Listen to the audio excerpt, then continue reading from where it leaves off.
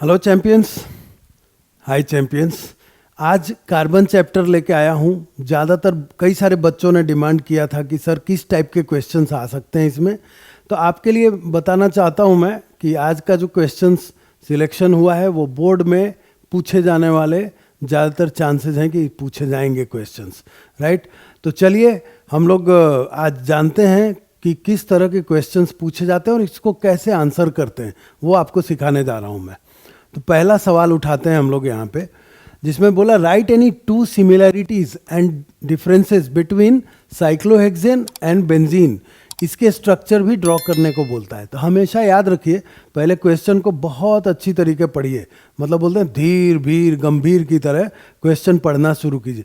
उसके अंदर क्या इंस्ट्रक्शंस दिया गया है उसको फॉलो करना ज़रूरी है, तो इसीलिए आप उस चीज़ को भी ध्यान दीजिएगा, राइट। तो चलिए इसका आंसर देखते हैं जो मैंने आपके लिए बनाया है।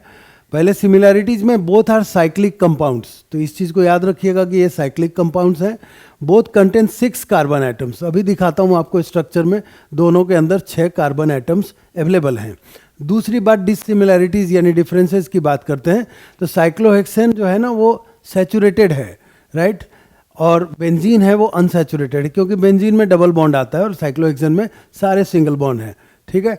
साइक्लोहेक्सेन जो है ना लेस रिएक्टिव है बेंजीन के मुकाबले, क्योंकि डबल बॉन्ड जो होता है ना वो बहुत तेज़ी से रिएक्ट करता है, इसलिए बोला वीकर देन सिंगल बॉन्ड, तो वो टूट जाता है और टूट के सिंगल बॉन्ड में कन्वर्ट हो जाता है।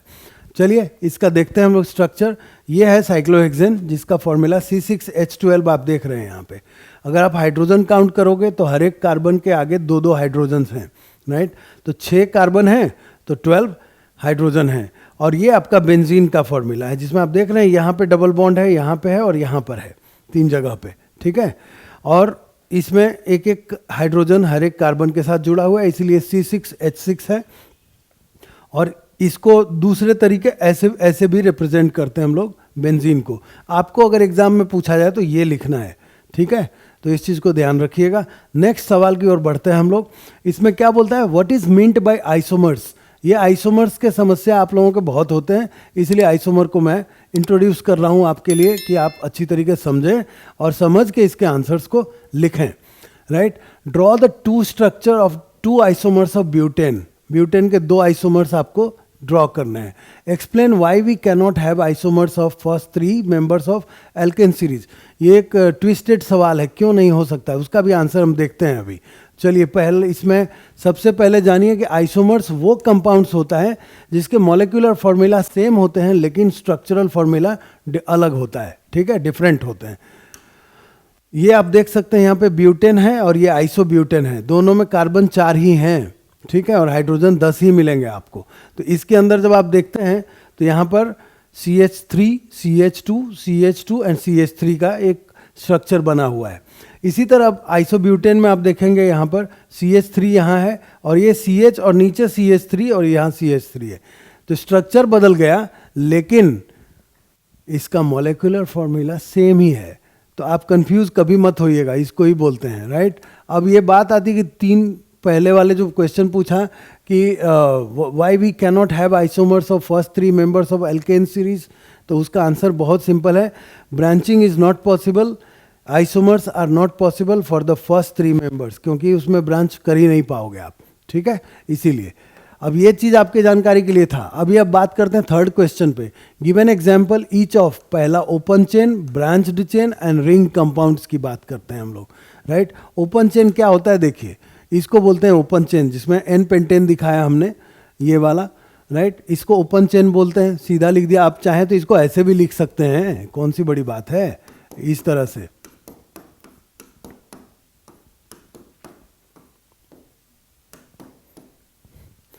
ओके, अब सब जगह हाइड्रोजन डाल देंगे आप।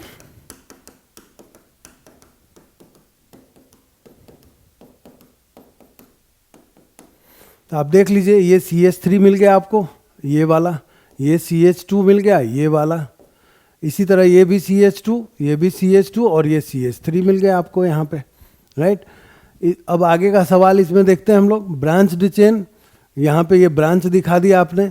ओपन चेन और ब्रांच चेन में फ़र्क यही है कि वो स्ट्रेट लिख रहे हैं और यहाँ पर आप ब्रांच दिखा रहे हैं, इसमें एक नीचे से CH3 ऐड हो गया, राइट, तो ये ब्रांच चेन कहलाता है।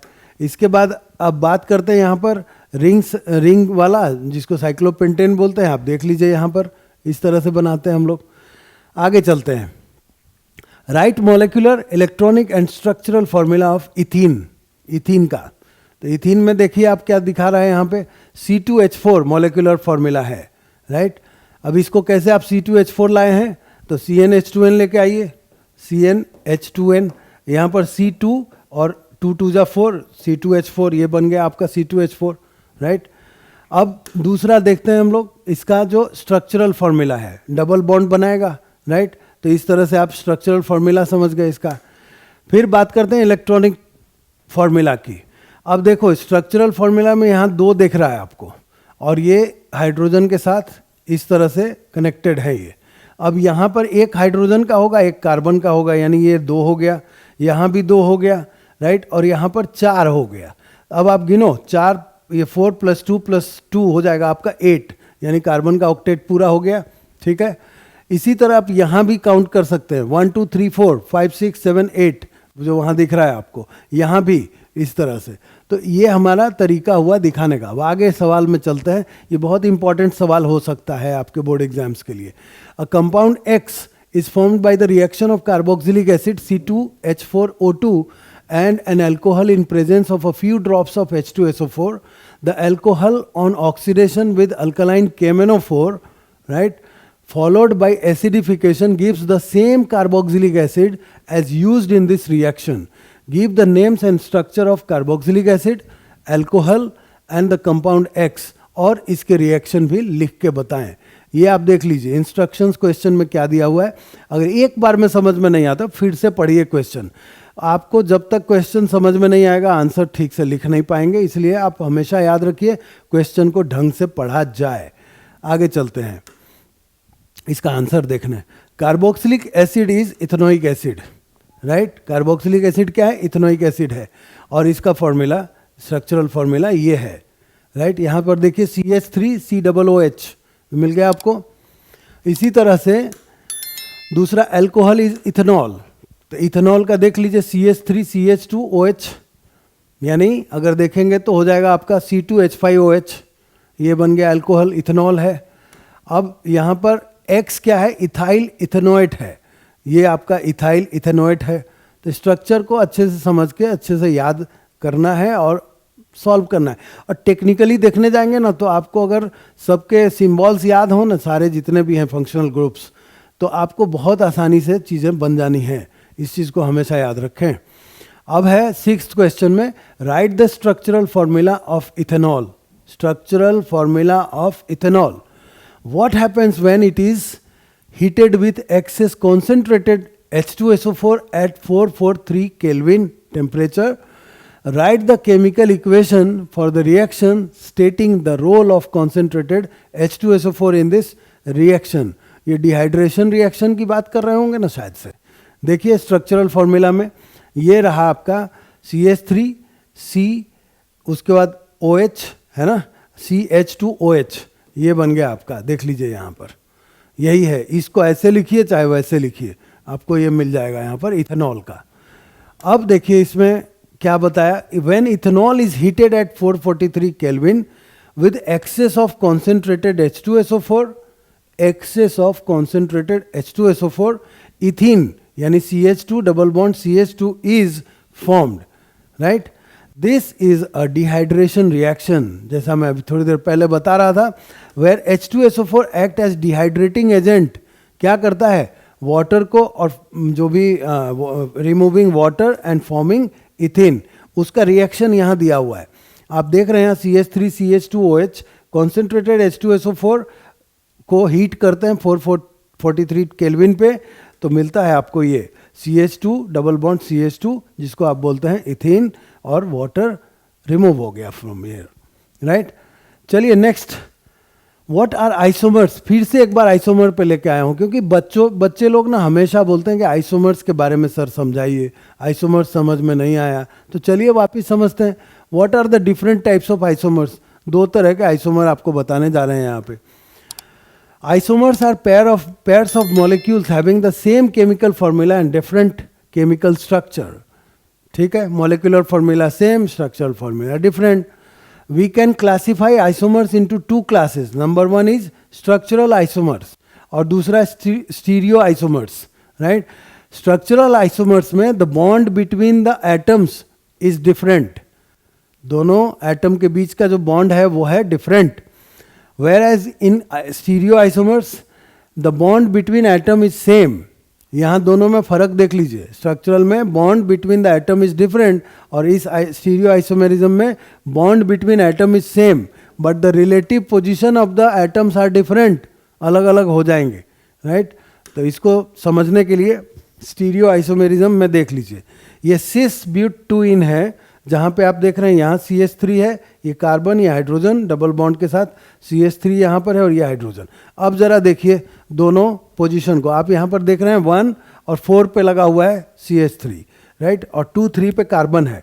अब यहाँ पर 1 है CH3, 2 पे कार्बन आ गया जो ऑलरेडी वहाँ भी है और 3 पे कार्बन यहाँ पे है और 4 पे यहाँ पे CH3 दिख रहा है. दोनों की पोजीशन बदल गई. तो ये हो गया ट्रांसब्यूट 2. तो स्टीरियो आइसोमेरिज्म में ज़्यादा दिमाग कंफ्यूज मत कीजिएगा. मैंने कोशिश किया है आपको कि थोड़ा, बिकॉज चर्चा चल ही चुका है तो समझा ही दें इसको. व्हाट इज स्ट्रक्चरल आइसोमर्स, ये एक नया सवाल है, राइट?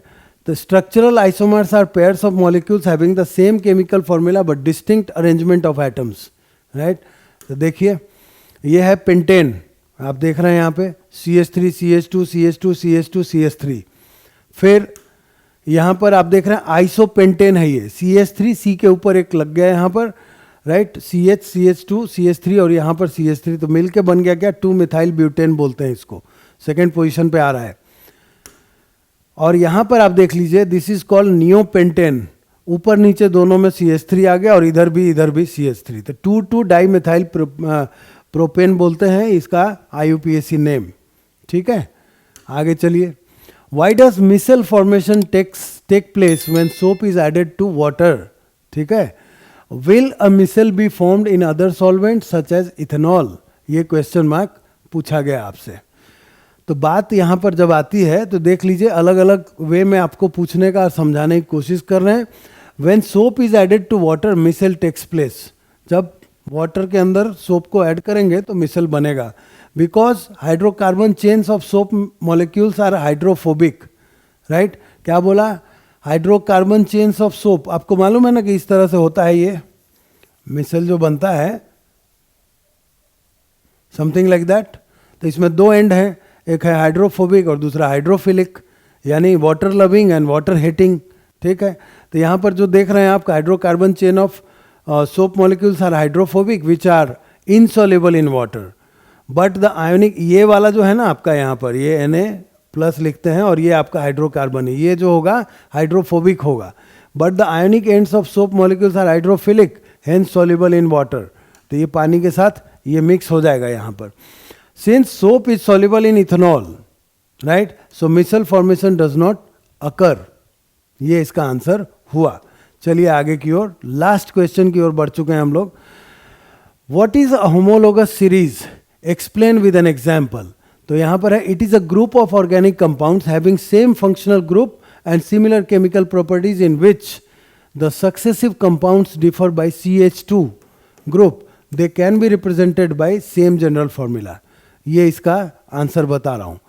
तो यहाँ पर कंपाउंड है, ये मॉलिक्यूलर फॉर्मूला और ये डिफरेंस. तो पहला एल्केन की ही बात कर रहे हैं हम लोग, क्योंकि यहाँ CnH2n+2 जनरल फॉर्मूला दे रखा है. Methane, ethane, propane, butane, pentane, hexane आप देख रहे हैं यहाँ पे, राइट? सब में आप अकॉर्डिंगली वो जो नंबर लिखा है ये n की वैल्यू है. यहाँ पर n की वैल्यू यहाँ से सब पुट करेंगे CH4, C2, H6, C3, H8 like that, C4, H10, C5, H12 and C6, H14 मिलेगा. और इसमें इसका डिफरेंस, इसका इससे डिफरेंस, इसका इससे डिफरेंस, इसका इससे डिफरेंस और इसका इससे डिफरेंस मिलेगा आपको CH2. ठीक है, तो हमारा आज का वीडियो यहाँ पे समाप्त होता है. आपसे अनुरोध फिर कर रहा हूँ कि आप हर एक बच्चों तक इस वीडियो को प्लीज़ पहुँचाएं, राइट? क्योंकि ये वीडियो सिर्फ आपके ही काम की नहीं है, हर एक बच्चे जो बोर्ड दे रहे हैं उन सब के काम की है. तो आप कर भला तो हो भला वाली स्थिति को मानते हुए आप भला करते रहिए. हम भी भला कर ही रहे हैं और करते ही रहेंगे, ये हमारा कमिटमेंट है, राइट। तो हमारे जितने भी बिहार से, उत्तर प्रदेश से और जितने हिंदी भाषी बेल्ट से भी बच्चे हैं वो भी आराम से कर सकते हैं, समझ सकते हैं।